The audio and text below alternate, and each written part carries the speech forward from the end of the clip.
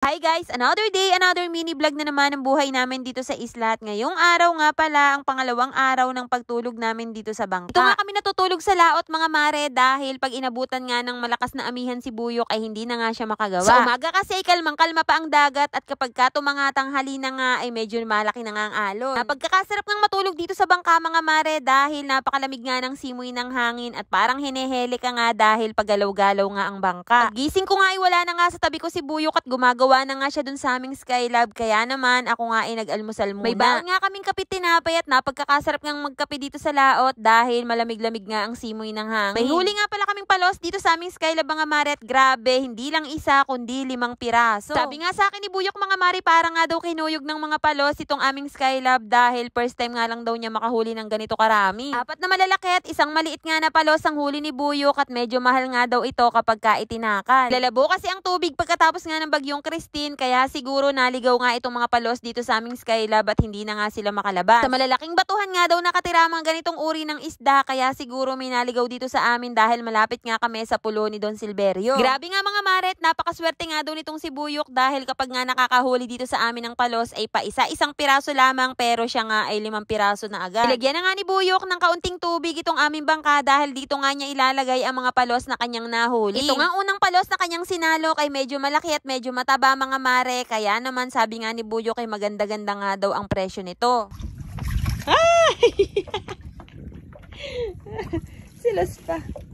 Ayan guys, so nakaisa na. Guys, ito nga daw. Pamilyang Los Panahuli. Pamilya ni Los Panahuli na guys. Nahanap kasi nila si Los pa eh.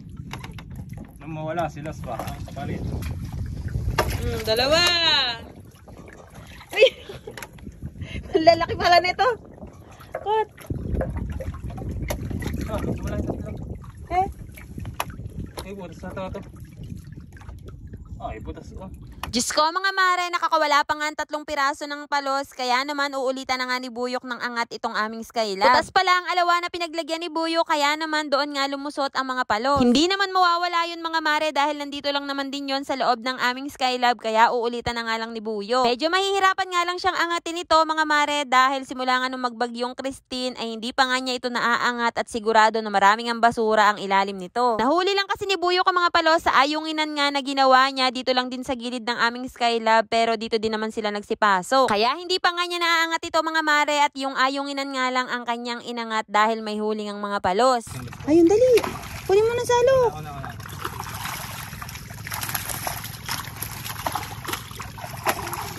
Salok.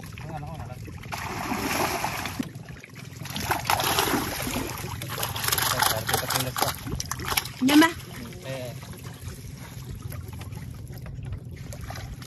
Guys, so. Matanglas ko. 4 pa ata. Ako ba, yung laki po. Yung laki. Dali, kunin mo na. Sa dalawa. Baka maging 4 na ito. 3. Wala namin yung palos. Meron pa. Marami ang palos. Ayun o. Ano lang? Pwede yung 2. Salukin mo na ng salukin. Yan, pumunta ka na rin.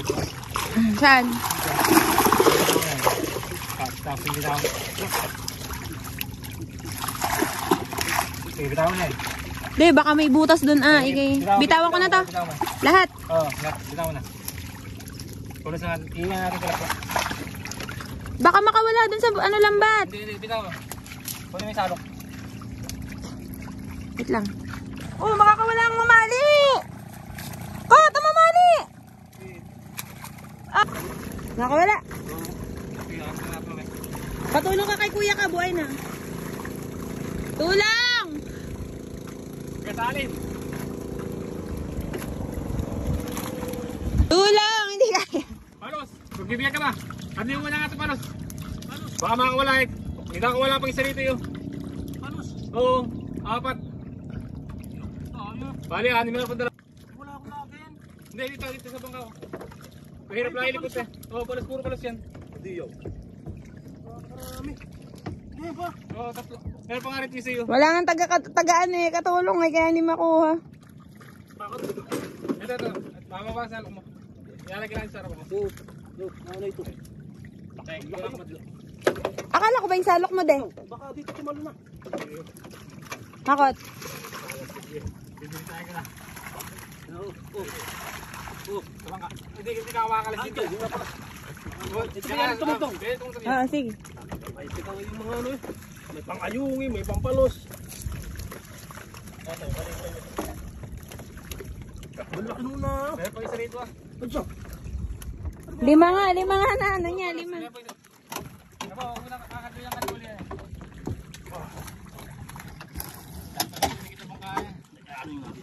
Baka maano.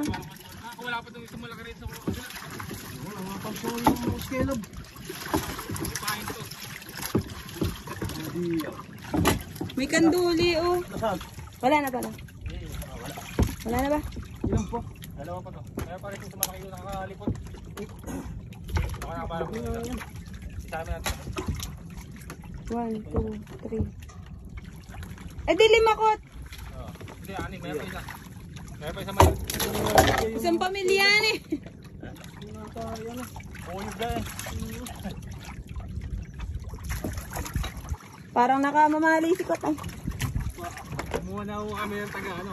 Palo. Yan. Humingi na kami ng tulong guys. Karito yun.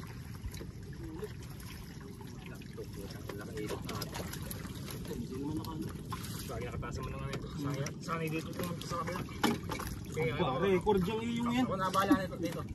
Record ka eh. 5 palos. Ano, meron isa rito. Aba. Ang palos pala yan. Isang pamilya eh.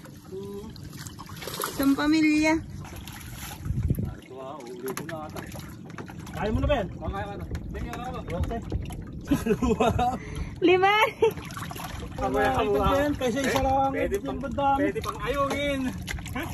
Mabuti na lang talaga mga maret, dumaan nga si Kuya Kabo kaya humingi na nga kami ng tulong. Hindi kasi kayang mag-isa ni Buyok dahil apak-apak nga niya yung lambat at hindi nga niya mabitawan dahil makakawala nga ang mga palos. Hindi na nga namin pansin ang mga tilapia at big head na nahuli namin at dito nga lang ang focus namin sa mga palos. Syempre mga mare, bang mahal niya. 6 na pirasong palos nga daw ang huli niya mga maret, nakakawala nga yung isa kaya ngayon ay hinahanap nga niya.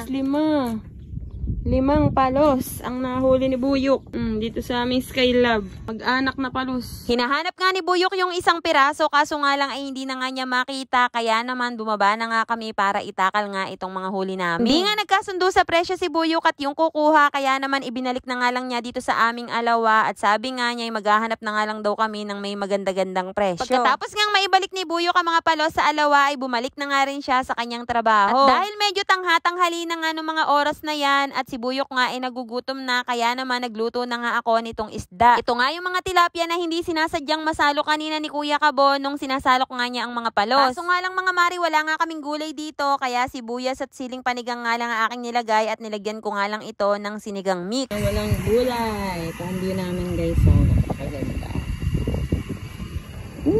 Pero okay na rin naman yan mga mare dahil syempre hindi naman yan makakatanggihan. Kaya naman kung nakarating nga kayo hanggang dito sa dulot, kung nagustuhan nyo nga ang video na to, ay baka naman papindot ng follow button para palagi nga kayong updated sa aming mga susunod na videos. Yun lang mga mare, maraming salamat sa